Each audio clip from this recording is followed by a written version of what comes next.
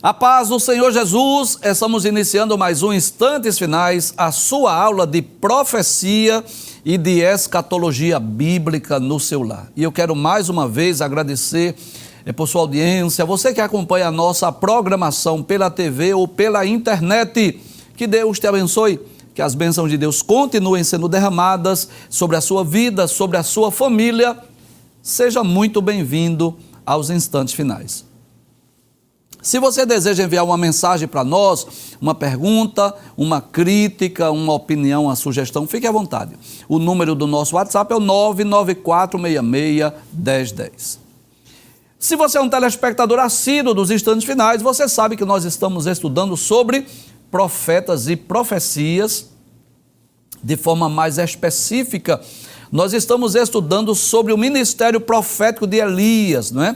Já estudamos diversos programas sobre este grande homem de Deus, esse grande profeta, não é?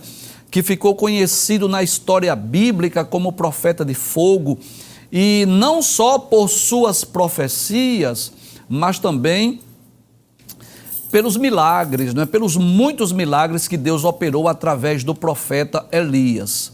E hoje nós vamos dar continuidade, não é? Vamos estudar mais um fato importante do ministério de Elias, que foi exatamente a sua trasladação ao céu. Tenho certeza que esse foi o fato que mais marcou o ministério do profeta Elias, que foi o momento que ele foi levado ao céu num redemoinho, numa carruagem de fogo. Abre a tela, por gentileza. Então está aí essa imagem belíssima, claro que uma imagem meramente ilustrativa, mas que Deus levou Elias ao céu. Elias foi um dos dois homens da Bíblia, do Antigo Testamento, que não experimentaram a morte. E nós fizemos questão de colocar este título, né? O profeta Eliseu viu Elias sendo levado ao céu. Nós poderíamos colocar apenas Elias elevado ao céu, ou trasladado ao céu numa carruagem de fogo. Mas fizemos questão de colocar aí que o profeta Eliseu viu, porque havia uma promessa para Eliseu, que algo aconteceria com ele se ele presenciasse Elias sendo levado ao céu. Por isso que nós colocamos esse título, e é sobre esse assunto, traz a tela por favor, que nós vamos estudar hoje, não é? Sem dúvida, um dos temas mais importantes da Bíblia Sagrada. E nós vamos hoje fazer uma aplicação prática, não é? E mostrar que Elias, a trasladação de Elias, ela representa um evento futuro, um evento escatológico que ocorrerá no futuro. Pode passar a tela, vamos para a introdução da nossa aula. Nós vamos dizer que o ministério profético de Elias foi marcado não apenas por profecias, mas também por muitos milagres, não é? Através de Elias, Deus anunciou a falta de chuva e depois, pode deixar aberta por favor, anunciou a falta de chuva e de orvalho em Israel e depois fez chover. Através de Elias, o Senhor multiplicou alimentos, né, como o azeite e a farinha daquela viúva, ressuscitou mortos como o filho daquela viúva lá de Sarepta, lembra disso? Também Deus usou Elias para desafiar os profetas de Baal, fez cair fogo do céu, além de muitos milagres. Traz a tela, por favor. Nós já dissemos aqui em outros programas que não era a função do profeta necessariamente fazer milagres, não. O profeta era o quê? Um mensageiro, um porta-voz de Deus. Deus falava através dos profetas. Esta era a principal função do profeta, falar em nome de Deus. Denunciar os pecados, chamar o povo ao arrependimento, anunciar eventos futuros, anunciar castigos, enfim, ou restauração quando o povo se convertia. Mas alguns profetas, eles foram marcados, ou eu posso dizer também, o ministério de alguns profetas foram marcados por milagres. O ministério de Eliseu, o ministério de Elias, foram marcados por muitos milagres, principalmente por conta daquele período difícil que eles foram levantados por Deus. Tanto o ministério de Elias quanto o ministério de Eliseu foram marcados exatamente pelo fato de o povo de Israel haver apostatado da fé, onde havia adoração a outros deuses, né? Onde haviam falsos profetas. E é por essa razão que Deus se utiliza destes dois homens, Elias e Eliseu, não só para falar em nome de Deus, não só para denunciar pecados, não só para chamar o povo ao arrependimento, não só para anunciar juízos divinos, mas também Deus operou muitos sinais, prodígios e maravilhas através destes dois servos de Deus. Volta a introdução mais uma vez, e nós vamos dizer que o fato mais importante do ministério de Elias foi quando ele foi elevado ao céu em uma carruagem no redemoinho, na presença de Eliseu, seu sucessor, conforme o segundo livro dos Reis, capítulo 2, versículos 1 a 14. Eu diria que esse texto, ele é uma espécie de um divisor de águas. Final do ministério profético de Elias, início do ministério profético de Eliseu. Eliseu que era... Nós vamos falar melhor sobre Eliseu a partir do próximo programa. Hoje nós estamos concluindo esta série de estudos sobre o ministério profético de Elias, e a partir do próximo programa nós vamos iniciar uma série de estudos sobre o ministério profético de Eliseu. Então, este evento, nessa ocasião em que Elias é trasladado, é levado ao céu em um redemoinho, numa carruagem de fogo, ele está marcando exatamente esse final do ministério profético de Elias.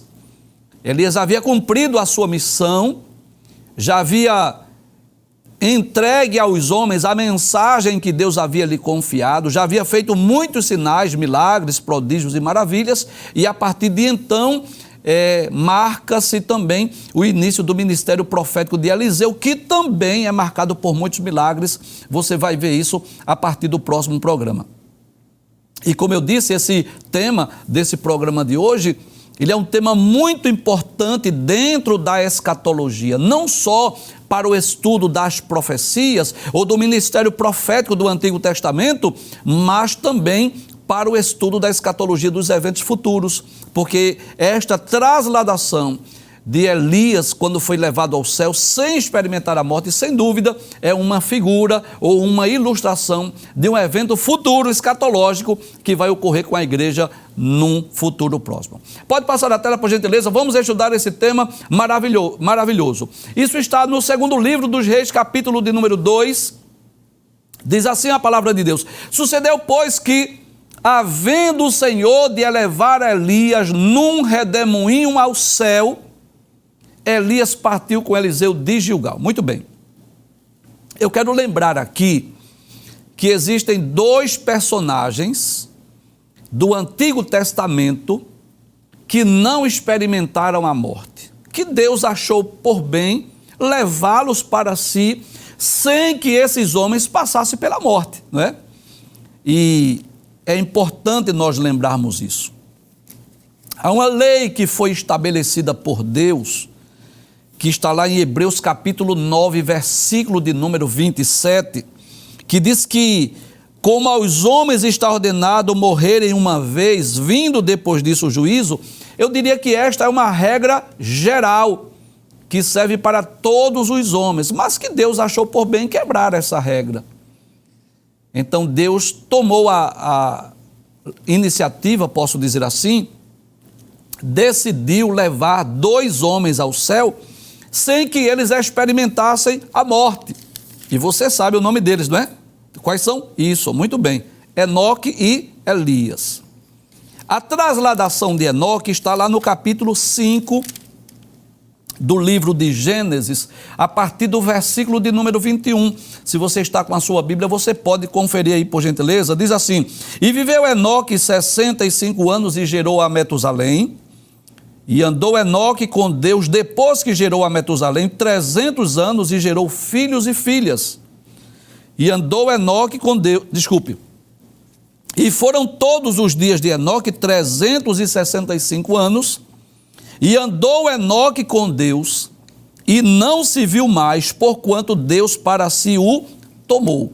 Então Enoque foi este primeiro homem, esse primeiro personagem que Deus tomou para si. Inclusive, O escritor da Epístola aos Hebreus vai fazer menção também de Enoque. Se você puder, você pode conferir Hebreus capítulo de número 11, no versículo de número 5, diz assim: pela fé Enoque foi trasladado para não ver a morte. Então Deus diz assim: eu não quero que Enoque passe pela regra que é comum, natural, que todo ser humano está sujeito, né? Morrer uma vez. Aí ele foi trasladado para não ver a morte e não foi achado. Dá-nos a entender que a família procurou, né? Quando ele desapareceu, foi levado ao céu. Talvez ninguém presenciou Enoque sendo levado ao céu, por isso ficaram procurando. Porque Deus o trasladara, visto como antes da sua trasladação, alcançou o testemunho de que agradara a Deus. Então os dois personagens do Antigo Testamento que foram levados ao céu sem que experimentasse a morte, o primeiro foi Enoque, nós já lemos o texto, e o segundo foi Elias, que nós também já lemos, segundo o livro dos Reis, capítulo 2, versículo 1. Deus anuncia antecipadamente que ele seria levado ao céu. Então, ao terminar, ao concluir o seu ministério profético, que coisa maravilhosa! O ministério profético de Elias não terminou, não encerrou, não concluiu como os demais profetas. Que a tendência comum, natural dos demais profetas, o que foi que eu vi com eles? Eles morreram, né? Eles desceram à tumba fria, à sepultura. Mas Deus achou por bem levar Elias e Deus anuncia com antecedência. É interessante isso, que Elias sabia que seria trasladado. Que Elias sabia que não iria experimentar a morte, que ele seria levado ao céu. E nós vamos perceber isso na história, que ele está com Eliseu, que era uma espécie de um aluno, uma espécie de um discípulo, um seguidor, que estava sendo preparado para ser o seu sucessor. E nesses momentos que antecedem essa trasladação de Elias, ele vai passar por algumas cidades onde estavam as escolas dos profetas, onde estavam os filhos dos profetas. Para quê? Uma espécie de uma despedida e, ao mesmo tempo, uma espécie de uma apresentação daquele que seria o seu sucessor. Volta ao texto mais uma vez, por favor. Aí diz: sucedeu, pois, que, havendo o Senhor de elevar Elias num redemoinho ao céu, Elias partiu com Eliseu de Gilgal. Então, observe.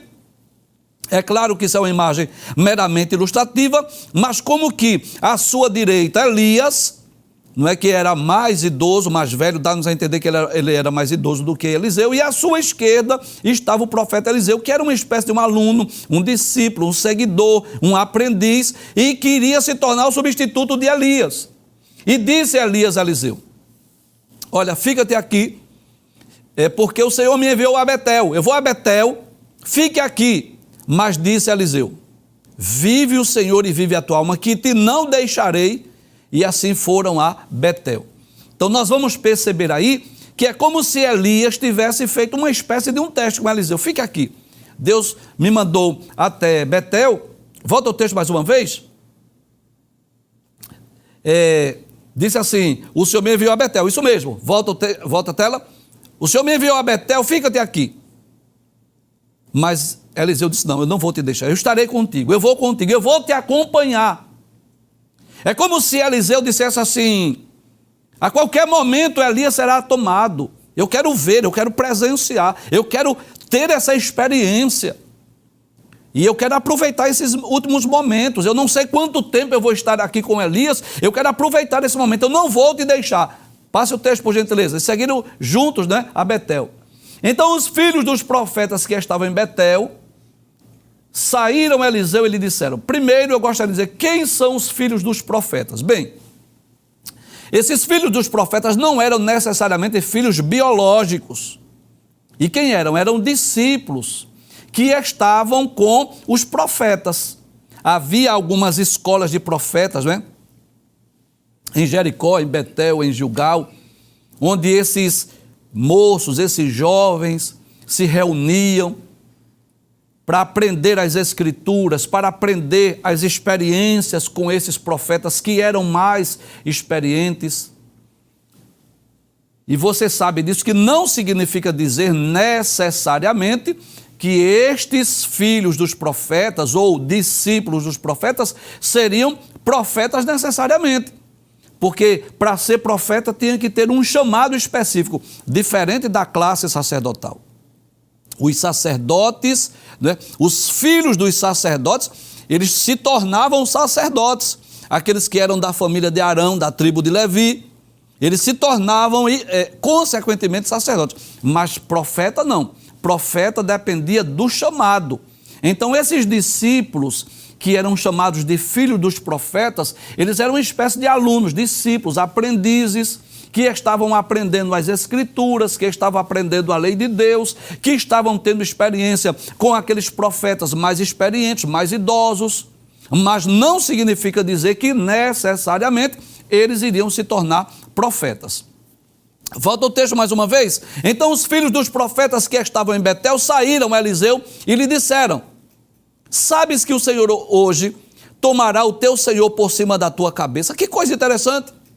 Os filhos dos profetas que estavam em Betel já sabiam que Deus iria tomar Elias, que Elias seria levado. Aí eles vão perguntar a Eliseu se Eliseu estava sabendo disso. Abre a tela. Aí ele disse assim, disse Eliseu: também eu bem o sei, calai-vos. Então observe, o que é que nós aprendemos aí? Deus havia revelado a Elias, e tudo nos leva a crer que também Elias, não é? Ele compartilhou dessa experiência, ele compartilhou essa informação para Eliseu. E de alguma forma os filhos dos profetas que estavam em Betel também já estavam sabendo. A Bíblia não traz detalhes se foi o Senhor que revelou ou se foi o próprio Elias. Mas eles sabiam sim que Elias seria tomado, seria levado ao Senhor. Então já havia um clima de uma certa despedida. Já havia uma certa expectativa de que a qualquer momento Elias seria tomado. É como se os olhos de todos estivessem voltados para Elias. Como que diz assim, a qualquer momento ele vai ser levado ao céu. A qualquer momento ele vai desaparecer. Então os filhos dos profetas que estavam lá em Betel perguntaram a Eliseu: olha, você está sabendo que o Senhor irá tomar o seu Senhor de ti? Como que diz assim, vai levar Elias? Ele disse, eu sei, calai-vos. Como que diz assim, fiquem calados, eu estou ciente disso. Passa a tela por gentileza. E Elias lhe disse, Eliseu, fica-te aqui porque o Senhor me enviou a Jericó. Agora Elias, depois de ir a Betel, depois de sair de Gilgal até Betel, ele toma a iniciativa de ir para Jericó. Mas por quê? Porque foi Deus que mandou. Foi Deus que enviou. Você lembra disso? Que de uma forma, claro, simbólica, nós dissemos aqui que Elias tinha um GPS espiritual, que Elias era dirigido por Deus, dirigido pelo Espírito Santo. Então de Gilgal ele foi para Betel e quando chega em Betel, o Senhor disse assim, você agora vai para Jericó. E é como se ele tivesse aquela necessidade de ir em Jericó, como que rever os filhos dos profetas, como que dar as últimas instruções, como que apresentar aquele que seria o seu sucessor, porque Elias sabia muito bem que Eliseu seria o seu sucessor. E mais uma vez ele faz uma prova, ele faz um teste com Eliseu. Fica-te aqui, o Senhor me enviou a Jericó. Mas nós vamos perceber que Eliseu, o servo, o discípulo de Elias, não queria deixar o seu Senhor. Volta a tela mais uma vez. Aí diz assim, porém ele disse, ele quem? Eliseu, vive o Senhor e vive a tua alma, que te não deixarei. E assim vieram a Jericó. Foram ambos para a cidade de Jericó. Passa a tela mais uma vez. Sim, mais uma vez eu relembro que é saída para Jericó, porque havia ali outros filhos dos profetas, não é? Posso até dizer assim de uma forma metafórica, havia outra escola de profetas ali, onde estavam outros filhos dos profetas. Passa a tela, por favor. Aí diz assim, então os filhos dos profetas que estavam em Jericó se chegaram a Eliseu e lhe disseram, sabes que o Senhor hoje tomará o teu Senhor por cima da tua cabeça? E ele disse, também eu bem o sei, calai-vos. Então que coisa interessante. A história que ocorreu em Betel também se repete agora em Jericó. Os filhos dos profetas que estavam em Jericó também estavam sabendo que o Senhor iria tomar Elias. Vão ao profeta Eliseu, pergunta para ele, você está sabendo? Sim. E a resposta é sempre a mesma. Calai-vos. Como que diz assim, eu também estou sabendo. Calai-vos. Como que diz assim, Vamos ouvir o profeta, vamos saber o que ele tem a nos orientar, nos ensinar aqui. Vamos, né, fazer silêncio sobre esse assunto. Calai-vos sobre esse assunto. Volta a tela mais uma vez. Então os filhos dos profetas... Pode passar a tela, por favor. E Elias disse: fica-te aqui, porque o Senhor me enviou ao Jordão. Saíram de Gilgal, foram para Betel, de Betel foram para Jericó, e agora de Jericó ele ia para o Jordão. Que Jordão é esse? O rio Jordão. Mas ele disse: vive o Senhor e vive a tua alma, que te não deixarei. E assim foram ambos juntos. É como se Eliseu, traz a tela, dissesse assim: eu não quero perder essa última oportunidade. Se eu estive contigo durante esse período, aprendendo contigo, te assessorando, derramando água sobre as tuas mãos, te servindo, eu não quero desperdiçar essa oportunidade. Eu quero aproveitar os últimos momentos. Eu quero aproveitar esses últimos instantes com você. Se Deus vai levar você, eu quero estar contigo, meu Senhor. Então, toda vez que Elias dizia assim: fique aqui, ele disse assim: não, eu vou te acompanhar. Eu quero estar contigo, eu quero estar do teu lado. Eu quero aproveitar esses últimos momentos. Eu quero ter essa experiência. Eu quero ver quando tu fores tomado para o céu. Era esse o desejo de Eliseu. Ele não quis se apartar do seu Senhor, né? Aquele que era o seu professor, o seu mestre. Passa a tela, por gentileza. E foram 50 homens dos filhos dos profetas, e de longe pararam defronte, né? Ficaram observando. Aqueles 50 homens dos filhos dos profetas, dos discípulos, ficaram olhando, né? E ambos pararam junto ao Jordão. O rio Jordão estava lá. Então Elias tomou a sua capa e a dobrou e feriu as águas, as quais se dividiram para as duas bandas e passaram ambos a seco. E essa imagem aí, claro que é uma imagem meramente ilustrativa, mostra como que o rio Jordão abrindo de forma literal. Água de um lado, água de outro, água à esquerda, água à direita, para que o profeta Elias pudesse passar com Eliseu. E eu quero trazer à vossa lembrança que Deus já tinha feito outros milagres semelhantes. Você lembra disso? Deus já havia aberto as águas do Mar Vermelho para que os filhos de Israel passassem a pés enxutos. Capítulo 14 do Êxodo, quando eles estavam saindo lá do Egito com destino à terra de Canaã. Você lembra disso? Isso, capítulo 14, nos dias de Moisés. Mas Deus também, nos dias de Josué, Deus havia também aberto as águas do rio Jordão. Quando Josué estava para conquistar a terra de Canaã, que deparou-se com o rio Jordão transbordando, lembra disso? Capítulo de número 3 do livro de Josué, o rio Jordão estava transbordando e ali Deus fez um milagre, porque aqueles sacerdotes que estavam levando a Arca da Aliança, quando seus pés tocaram na água, elas se abriram. E os filhos de Israel passaram pelo rio Jordão a pés enxutos. E esse foi mais uma vez, mais um milagre que Deus fez. Nos dias de Elias, Deus abriu o rio Jordão mais uma vez para que eles passassem a pés enxutos. Volta a tela mais uma vez. Então diz o texto, né? Então Elias tomou a sua capa e a dobrou e aferiu as águas, como que tocando nas águas, as quais se dividiram para as duas bandas. Eu posso dizer que esse foi o último milagre operado por Deus através de Elias. Guarda esta frase que eu vou repetir daqui a pouco.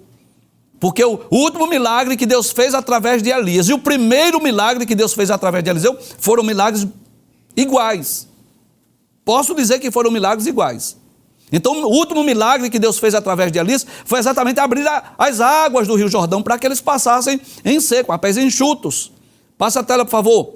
E passaram, volta, por favor. E passaram ambos em seco. Pode passar o texto.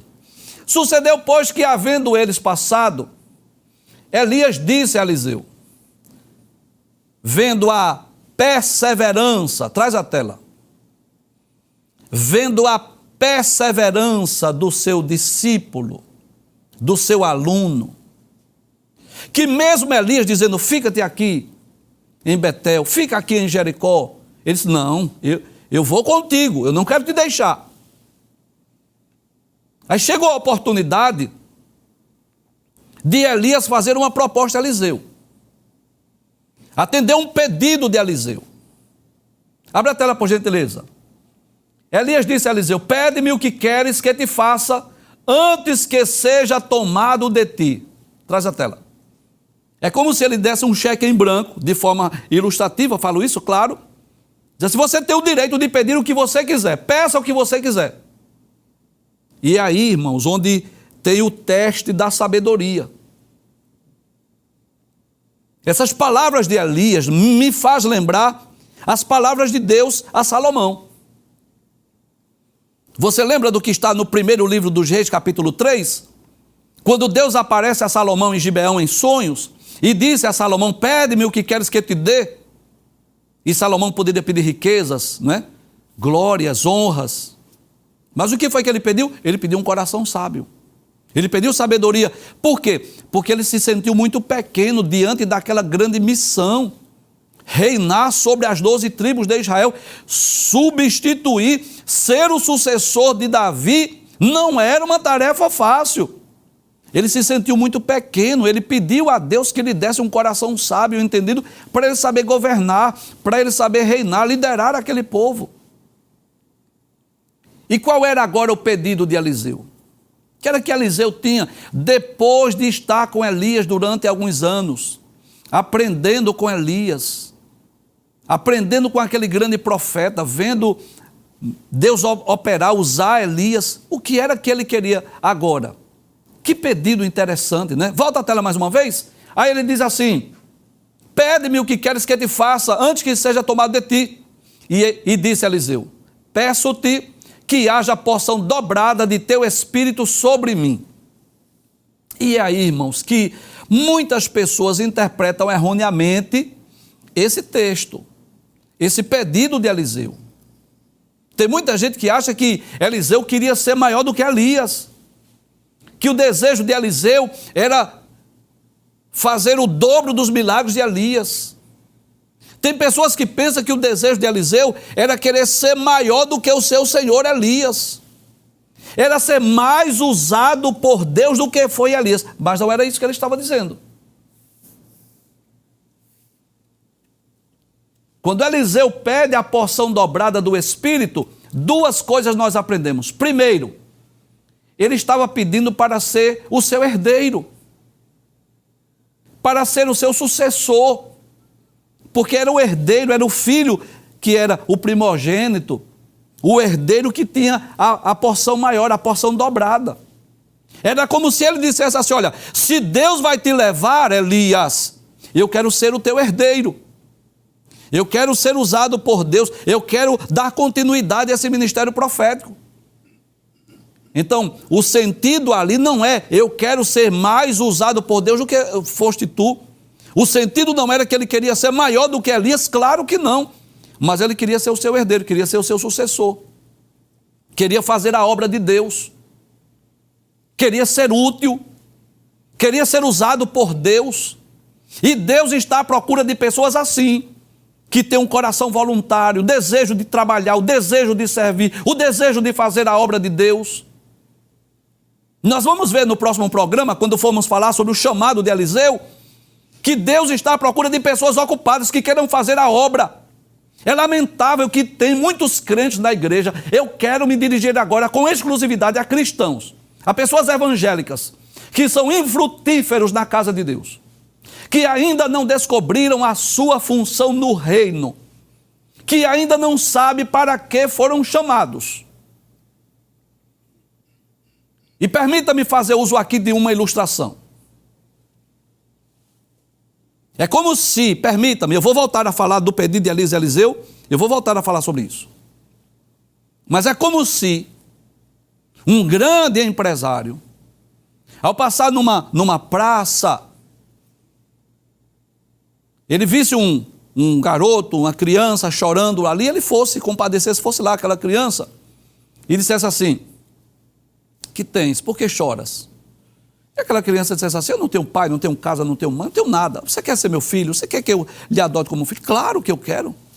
E é como se aquele empresário investisse, né, fosse procurar as autoridades, adotasse aquele garoto como seu filho, e de uma hora para outra aquele garoto tivesse família, tivesse casa, tivesse educação, tudo, enfim. Quem não tinha nada, de repente passou a ter tudo. E aquele grande empresário investisse nos estudos daquele garoto e, ao atingir a maioridade, aquele garoto fosse trabalhar em uma das empresas daquele milionário ou daquele grande empresário. A pergunta é, quando o empresário foi buscá-lo na praça, estava precisando dele? Não. Estava interessado em que ele administrasse as suas empresas? Não. Ele foi buscá-lo porque se compadeceu. Mas já que ele investiu e ele agora é formado, ele agora tem condições de administrar a empresa, ele agora vai trabalhar na empresa do pai. Professor, o que é que isso tem a ver com Elias e Eliseu? Tudo. Aquela criança que estava chorando na praça representa o pecador, o ímpio, o incrédulo. E Jesus vai lá, nos adota como filho de Deus. Deus nos adota como seus filhos e investe em nós. E o que é que Deus quer de nós agora? Que nós possamos trabalhar na sua obra. Que não é uma grande empresa, mas eu falo aqui de forma ilustrativa, de forma simbólica, descobrirmos a nossa função no reino. Então é como se, pelo menos é essa a ideia que eu tenho no texto, é como se Eliseu dissesse assim, se Deus vai tomar Elias, eu quero ser o teu herdeiro, Elias, eu quero ser o teu substituto, eu quero ser o teu sucessor. Mas é como se ao mesmo tempo Eliseu reconhecesse o quanto ele era incapaz. E quando ele pede porção dobrada, é como se ele dissesse assim, para que eu seja teu herdeiro, eu preciso de uma porção dobrada. É como se ele reconhecesse as suas limitações. E nós aprendemos aí nessa história, nesse pedido de Eliseu, que Eliseu não queria ser mais usado do que foi Elias, que Eliseu não queria ser maior do que Elias, pelo contrário, ele se sentiu tão incapaz, ele reconheceu a sua limitação, que disse assim, olha, para eu ser o teu herdeiro, eu preciso de uma porção dobrada. Então Deus está à procura de pessoas que queiram trabalhar, que queiram fazer a obra de Deus, mas que reconheçam a sua limitação, mas que o Espírito Santo está pronto a lhe usar, a lhe capacitar, para que você possa ser útil, para que você possa ser usado na casa de Deus, no reino de Deus. Volta ao texto mais uma vez. Aí ele diz, peço-te que haja porção dobrada de teu Espírito sobre mim. Como quem diz assim, eu quero ser o teu herdeiro. Como quem diz assim, eu me sinto incapaz, mas eu quero essa porção dobrada de teu Espírito sobre mim. Passe o texto, por favor. Aí diz, e disse, coisa dura pediste. Se me vires quando for tomado de ti, assim se te fará. Se você ver, se você presenciar eu sendo levado ao céu, será feito. Agora, se não, não se fará. Traz a tela, por favor. E se Eliseu já estava seguindo Elias para onde ele ia, não deixou, não desamparou, não abandonou o seu Senhor naquele último dia do ministério profético de Elias, posso dizer assim, é claro que a partir de então ele não ia deixá-lo de forma alguma. Como que diz assim, eu vou te seguir, eu vou ficar te observando. E dá-nos a entender que ele não tirava os olhos de Elias. Para onde Elias ia, ele estava observando. Como que diz assim, eu quero ver, eu quero presenciar. Abre a tela mais uma vez.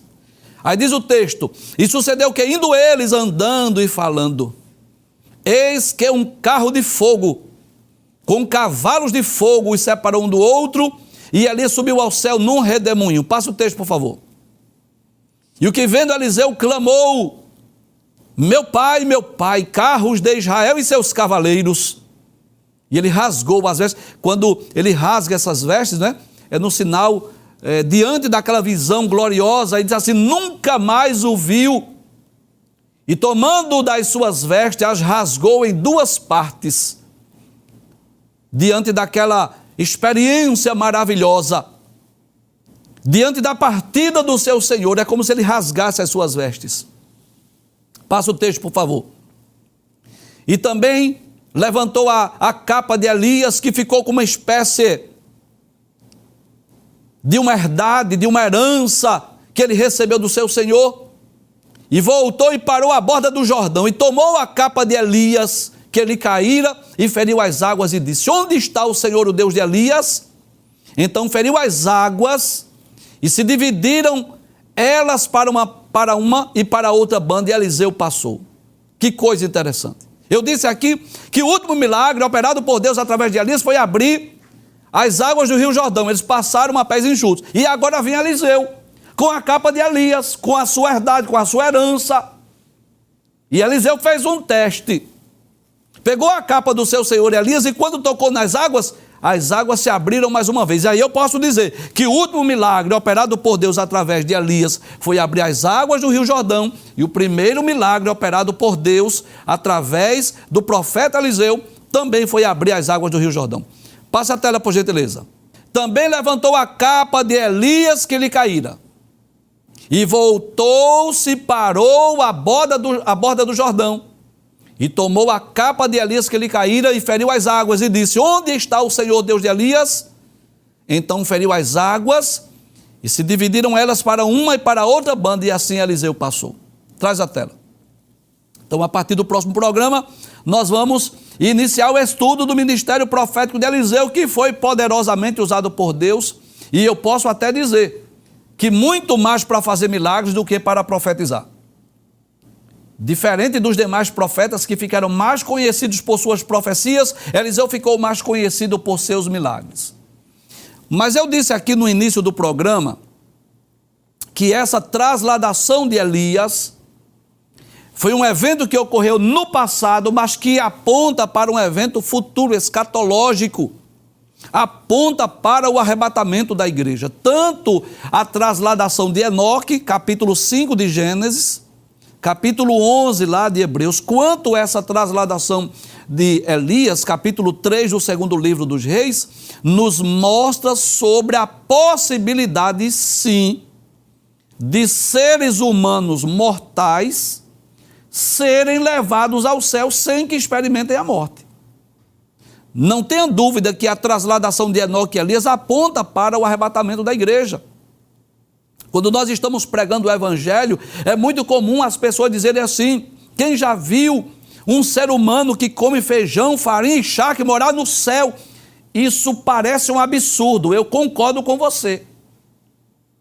Parece contrariar a lógica humana, eu concordo com você. Mas Deus quis dizer assim: olha, eu quero deixar bem claro que isso é possível. Eu vejo essa trasladação de Enoque e Elias como Deus mostrando aos seres humanos que aquilo que parece absurdo, aquilo que parece impossível, Deus faz tornar possível. O dilúvio parecia algo absurdo. Não tenha dúvida disso. Naquele período, Noé construindo a arca, dizendo que Deus iria mandar um dilúvio, parecia uma loucura de Noé. Mas detalhes, Noé concluiu a arca, os animais entraram, depois entrou Noé e sua família, depois Noé fecha a arca por dentro, Deus fecha por fora e depois as comportas do céu se abriram, inundou a terra. Aquilo que parecia impossível aconteceu, aquilo que parecia loucura aconteceu, aquilo que parecia um absurdo aconteceu. Quando nós pregamos sobre o arrebatamento é a mesma coisa, as pessoas não creem, as pessoas não acreditam, ridicularizam de nós. E eu quero dizer que parece loucura mesmo dizer que os seres humanos vão ser levados ao céu, mas eu posso dizer que mesmo parecendo um absurdo ou loucura, nós cremos. A palavra de Deus deixa bem claro. Se você quiser, você pode anotar aí alguns versículos, eu vou citar para você. Alguns versículos para você ler nas Escrituras, ou você pode ir lá no playlist e você pode assistir vários programas que nós gravamos sobre o arrebatamento da igreja. Mas anote aí 1 Coríntios 15, versículos 51 e 52. 1 aos Tessalonicenses, capítulo 4, versículos 13 a 18. Anote aí Hebreus, capítulo 9, versículo de número 28. João, capítulo 14, versículos 1 a 3. São alguns textos que falam sobre o arrebatamento. E eu posso entender isso, que Deus estava nos ensinando, nos mostrando, é possível sim. Eu posso trazer seres humanos para morar comigo aqui no céu. E é claro que nessa trasladação, nesse momento em que tanto Enoque como Elias são levados ao céu, é claro que seus corpos foram transformados, não é? Que eles estão em corpos gloriosos, incorruptíveis, claro que houve essa transformação no ato da sua trasladação. Mas Deus estava dizendo, eu vou mostrar a vocês que é possível sim, que os seres humanos sejam trasladados sejam transformados para morar comigo aqui no céu. E em breve, isso acontecerá com a igreja do Senhor Jesus. Em breve, Jesus voltará do céu para vir buscar a sua noiva, a sua igreja, para levá-la para junto de si.